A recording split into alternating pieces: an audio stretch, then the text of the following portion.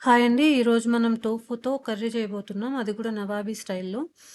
ఇది మనకి చూడ్డానికి గ్రేవీ వైట్‌గానే ఉంటది. సో, దీనికోసం మనకు కావాల్సిన పదార్థాలొచ్చేసి టోఫు, పెరుగు, ఆనియన్ అండ్ పచ్చిమిర్చి సన్నగా కట్ చేసి పెట్టుకోవాలి. తర్వాత పంకిన్ సీడ్స్, ఆహ్, వాటర్ మెలన్ సీడ్స్, గసగసాలు, నువ్వులు, ఆహ్, కొన్ని ఫ్లాక్స్ సీడ్స్ కూడా యాడ్ చేసుకోవచ్చు. తర్వాత కావాల్సిన ఇంగ్రీడియంట్ కసూరి మేతి, ఆ తర్వాత బిర్యానీ ఆకు, చెక్క, లవంగాలు, అనాస పువ్వు, ఆ తర్వాత కొంచెం అల్లం వెల్లుల్లి పేస్ట్, కొంచెం మిరియాల పొడి కావాలి.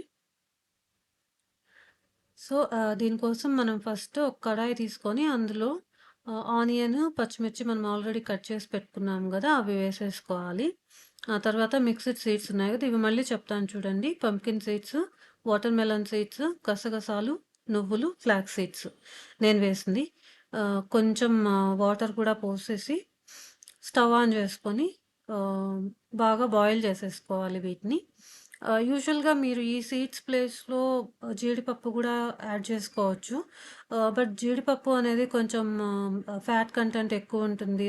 తర్వాత మనకి యూజువల్‌గా ఈ నట్స్‌లో కిల్లర్ సీడ్స్ ఆహ్, ప్రోటీన్ రిచ్ అని చెప్తారు గాబట్టి, సో, నేను జీడిపప్పుకు బదులు ఇవి యూజ్ చేస్తున్నాను. కొంచెం హెల్తీగా చేయడానికి ట్రై చేస్తున్నాను.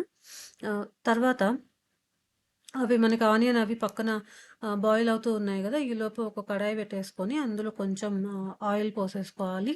అది కొంచెం హీట్ అయిన తర్వాత టోఫు ముక్కలు మనం ఆల్రెడీ కట్ చేసి పెట్టుకున్నాం గదా! క్యూబ్స్ లాగా పెద్ద పెద్ద క్యూబ్స్. సో, అవి అందులో వేసేసుకొని కొంచెం లైట్‌గా కలర్ చేంజ్ అయ్యే వరకు మనం దాన్ని ఫ్రై చేసుకోవాలి. కలర్ చేంజ్ చేయడం అంటే మరీ మీకు ఎర్రగా ఎక్కడ కనబడదు. నార్మల్‌గా పన్నీర్ మనం వేయిస్తే కొంచెం రెడ్డిష్‌గా వస్తది కదా! సో, అలా ఏం కనబడదు ఇది. సో, ఇది చూడ్డానికే నార్మల్‌గా టోఫు అనేది అంత వైట్‌గా ఏముండదు.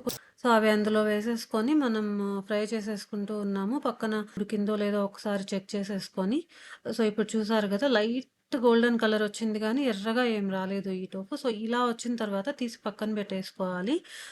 ఇప్పుడు మన ఆనియన్ ఇవన్నీ బాగా ఉడికిపోయాయి. ఇప్పుడు మనం స్టవ్ ఆఫ్ చేసేసి, ఇవన్నీ ఒక మిక్సీ జార్‌లో వేసుకొని, కొంచెం చల్లారిన తర్వాత మెత్తగా పేస్ట్ చేసుకుందాము.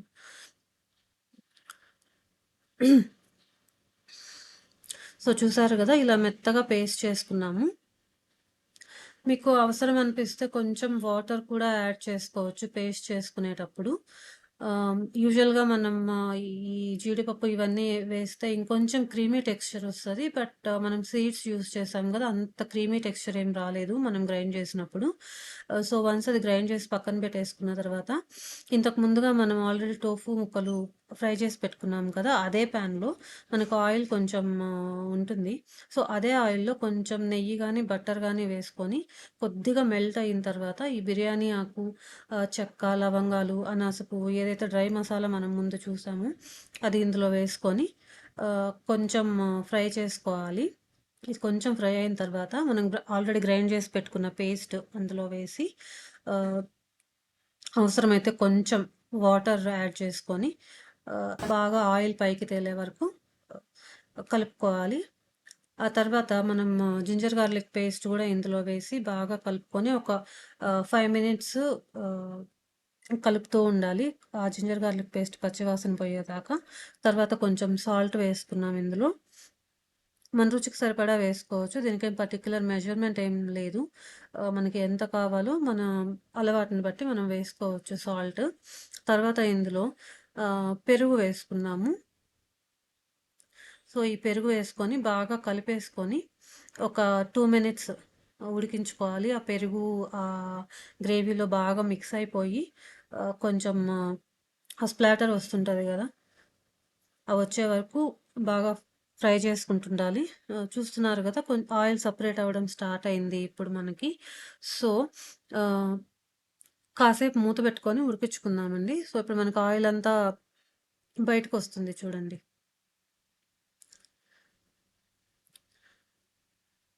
తర్వాత కొంచెం మిరియాల పొడి వేసుకున్నాము. సో, ఇది బాగా మిక్స్ చేసేసుకోవాలి ఇందులో. ఒక్క 2 మినిట్స్ అలా వదిలేసామంటే బాగా బాయిల్ అయిపోతది. పచ్చి వాసన గూడా ఏమీ లేకుండా ఫ్రై అయిపోతది. తర్వాత ఇందులో మనం టోఫు ఫ్రై చేసి పెట్టుకున్నాం గదా! ఆ పీసెస్‌ని ఇందులో యాడ్ చేసేస్తున్నాము. యాడ్ చేసి కొంచెం మొత్తం కలిగి మొత్తం కలిసిపోయే వరకు నీట్‌గా ఆహ్, జాగ్రత్తగా తిప్పుకుంటూ కలుపుకోవాలనమాట. సో, మనం ఎలా అంటే అలా దీన్ని తిప్పేసామంటే ఆ ముక్కలన్నీ కొంచెం విరిగిపోవడం అట్లా జరుగుతది. సో, కలుపుకొని ఒక 2 మినిట్స్ ఉంచిన తర్వాత కొంచెం ఫ్రెష్ క్రీమ్ యాడ్ చేస్తున్నాను ఇందులో. యూజువల్‌గా చెప్పాలంటే డైరీ ప్రొడక్ట్స్ చాలానే ఎక్కువ అమౌంట్‌లోనే యూజ్ చేస్తామని చెప్పాలి ఈ కర్రీకి. సో, కొంచెం క్రీమ్ అనేది యాడ్ చేశాను. యూజువల్‌గా ఇందులో మిల్క్ పోసుకోవచ్చండి. నాకు పర్టిక్యులర్‌గా మిల్క్ కర్రీస్‌లో ఇట్లాంటి వాటిలో వేసి చేయడం అంత ఇష్టం ఉండదు కాబట్టి సో, నేను మిల్క్ అయితే వేయలేదు. కొంచెం క్రీమ్ యాడ్ చేసుకుంటున్నాను. ఆహ్, రిచ్ టేస్ట్ కోసం అనేసి. సో, ఇది వేసుకొని బాగా కలుపుకోవాలి.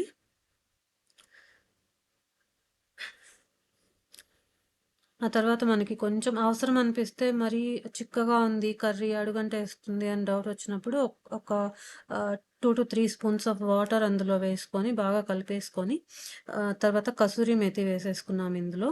సో, కసూరి మేతి గూడా వేసుకొని చాలా నిదానంగా టోఫు ముక్కలనేవి విరిగిపోకుండా నీట్‌గా కలిపేసేయండి.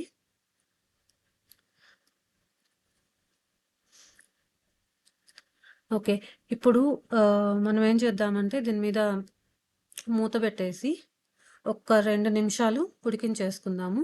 ఈ లోపల గార్నిషింగ్ కోసము నేనేం చేశానంటే కొంచెం ఆయిల్ తీసుకొని అందులో కొద్దిగా గరం మసాలా, ఆ తర్వాత లైట్‌గా సాల్ట్ వేసి జస్ట్ ఒక 2 మినిట్స్ అలా ఫ్రై చేసి పక్కన పెట్టేశాను.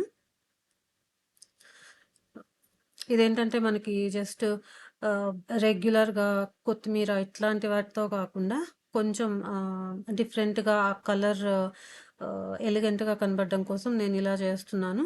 మీ ఇష్టం మీరు కొరియాండర్‌తో గార్నిష్ చేసుకోవచ్చు. ఆహ్, లేదంటే పైన బటర్ యాడ్ చేసుకోవచ్చు. లేదంటే ఫ్రెష్ క్రీమ్ యాడ్ చేసుకోవచ్చు. యాస్ పర్ యువర్ టేస్ట్ అనమాట.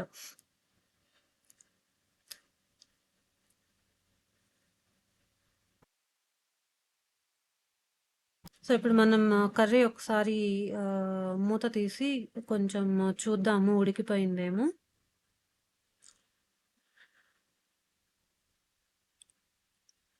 ఓకే అండి. కర్రీ మనకి బాగా ఆయిల్ బయటకొచ్చేసి ఉడికిపోయింది. సో, ఇప్పుడు ఒక సర్వింగ్ బౌల్‌లోకి తీసుకొని మనం ముందుగా గరం మసాలా అది కొంచెం ఆయిల్‌లో వేసి ఫ్రై చేసుకున్నాం గదా!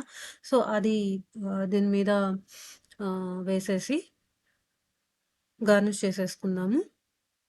సో, మనకి ఎంతో టేస్టీగా ఉండే nawabi style tofu curry ready. ఇది మనకి చపాతీలోకి కానీ, లేకపోతే పుల్కా, రోటీ వీటన్నిటిలోకి మంచి కాంబినేషన్ అని చెప్పొచ్చు. మన రైస్‌లో అంత బాగోదు. ఏదైనా లైక్ ఫ్లేవర్డ్ రైస్ లేకపోతే మన వెజ్ పులావ్ ఇట్లాంటి వాటిల్లోకైతే బానే ఉంటుంది గానీ, నార్మల్ ప్లెయిన్ రైస్‌లోకి అంత బావుండదు. So, ah, prefer chapati or paratha or roti ఇవి మనం ఆహ్, దీనికి